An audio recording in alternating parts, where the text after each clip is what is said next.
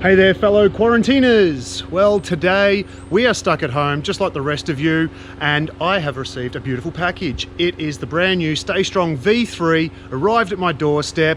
We're going to be unboxing it, checking it out, seeing the difference between the old V2, the brand new V3, and what I'm looking forward to about riding it.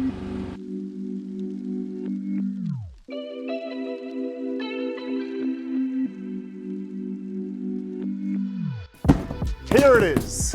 Brand new V3, just brought to Australia, finally, after all the shipping issues and all that sort of stuff with all this COVID-19 happening. I'm sure everyone's aware of what's going on around the world at the moment, but here we are, here it is, finally.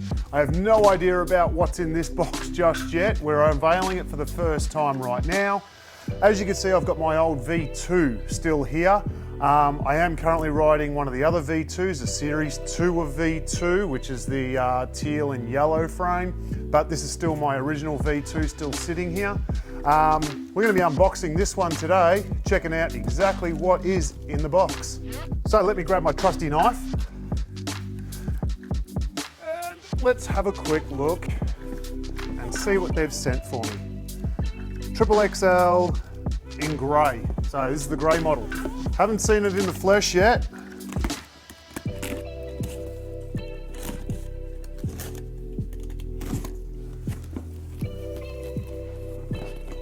A little bit exciting opening a brand new bike box. I don't know if you guys get those little tingles as well, but it's good fun.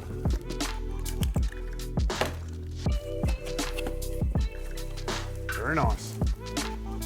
And throw some packaging away, we don't need that.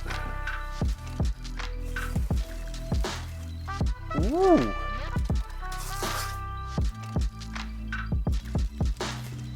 Nice little box of goodies right there. Right, let's get rid of this box, eh? We'll put it to the back.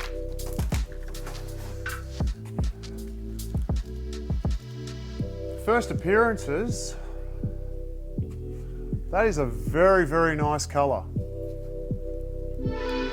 All the welds have been machined right down, so you've got that really nice smooth finish. I'm really loving the decal kit too. The last one, while it was nice, don't get me wrong, just looked a little bit 80s. This is much more now, definitely. Much wider on the top tube too when you compare it with the V2. Okay? Much wider. Still the same sort of down tube. I'm going to pop this off here. Ah yes, that beautiful 31.6 seat post tube. Race Division written everywhere, which is nice. Definitely loving the smooth lines on this frame. It's definitely got a really nice class to it. All right, bottom bracket. They've finally stuck with the same bottom bracket for 2 frames in a row. They went from, I think it was BB30 for when they were running GTs, and then BB30 for their V1s. Then they went PF30 with the V2. They've stuck with PF30 for the V3, which is great. Just coming back, and the rear dropouts here, have a look at those, yeah? Nice chunky rear dropouts. Now, I'm tipping that in that little bag of goodies, we are gonna find, apart from the shell to go to a Euro bottom bracket,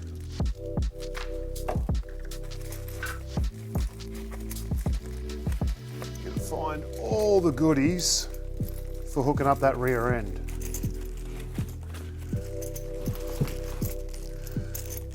Now what I'm really specifically interested in was this rear end.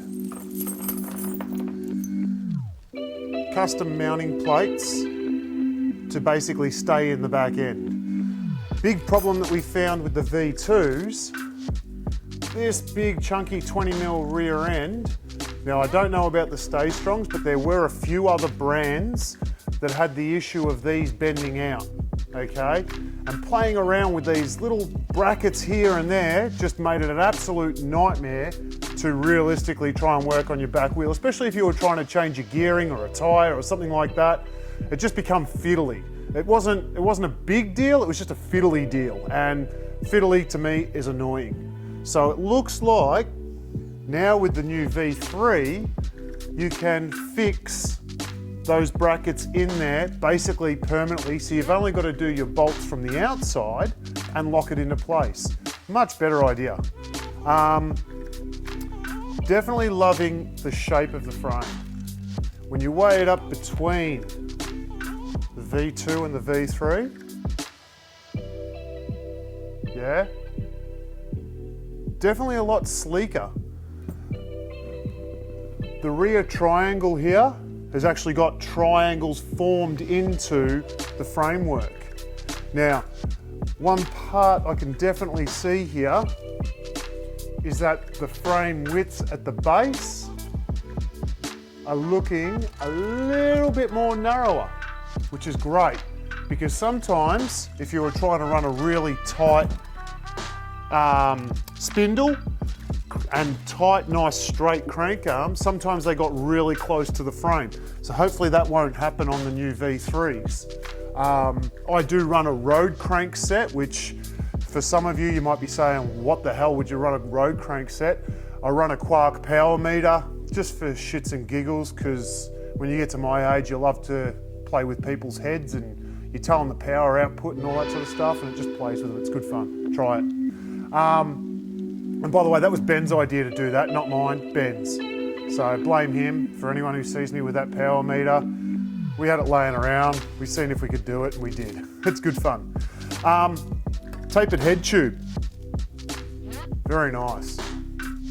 Massive fan of the tapered head tube that they did on the V2. So once again, this frame is definitely looking like it's a progression of the V2, which was a progression of the V1. So they're definitely pushing the envelope. They're not trying to stay with the same thing.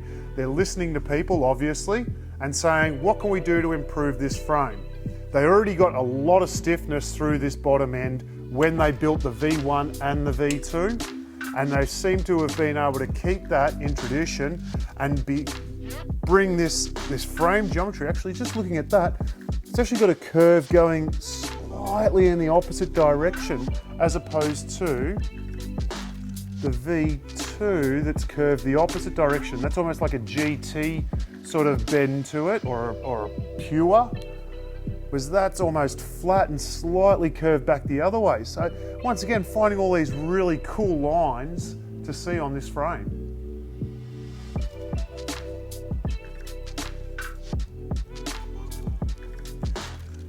If you want any more information on where to get the brand new V3s, you can check out ECI BMX website.